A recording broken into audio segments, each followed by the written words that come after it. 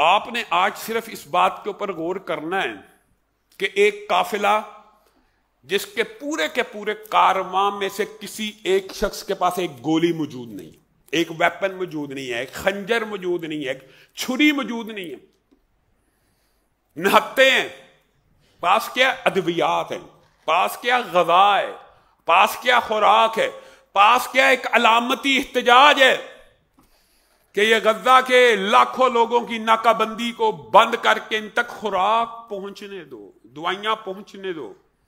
اور آپ حیران رہ جائیں گے اس پورے کے پورے قافلے کے اندر مسلمانوں کی تعداد کم ہے، غیر مسلم زیادہ ہیں، مسلمان ممالک کی نمائندگی کم ہے، غیر مسلموں کی نمائندگی زیادہ ہے۔ کم از کم یہ کریڈٹ ان کو دینا پڑے گا کہ جو انسانیت کے نعرے لگاتے تھے ان کے اندر کچھ نہ کچھ انسانیت موجود تھی، لیکن پاکستان کا وہ لبرل مافیا، موبتی مافیا جو ہر وقت انسانیت کا راگ الاپتا ہے، کیا ان میں سے بھی کوئی اس میں شامل ہوا؟ اس میں شامل ہوا تو وہ ایک آزاد آدمی شامل ہوا جو با وفا بھی ہے، با وقار بھی ہے۔ آج اسرائیل کی قید میں ایک آزاد آدمی ہے جو با وفا بھی ہے، با وقار بھی ہے اور با مراد بھی ہے۔ سینیٹر مشتاق اپنے قول اور عمل کو ایک کر کے امت کو دکھلا گیا، پاکستانیوں کو بتلا گیا۔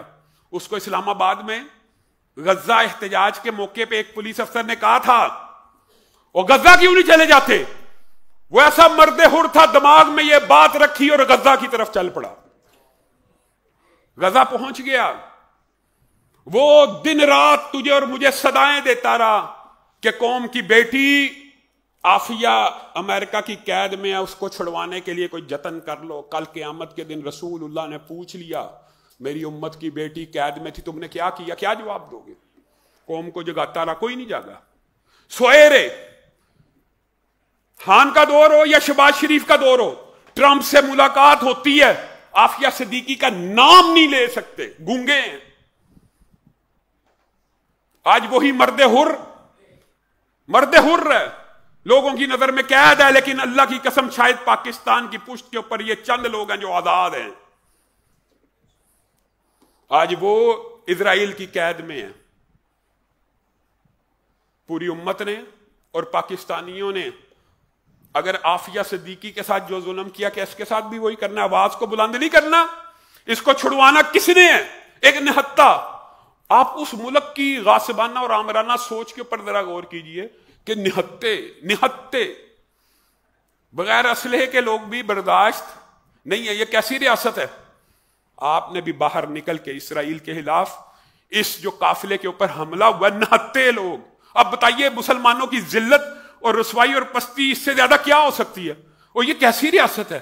اور یہ کتنا ڈر ہے؟ اور یہ کیسی بزدلی ہے؟ ایک مٹر کے دانے جتنا ملک بھی نہیں ہے نقشے کے اوپر، اور پوری دنیا کے 57 اسلامی ممالک کپ کپ آ رہے ہیں، اس کے علاوہ کھڑے نہیں ہو سکتے۔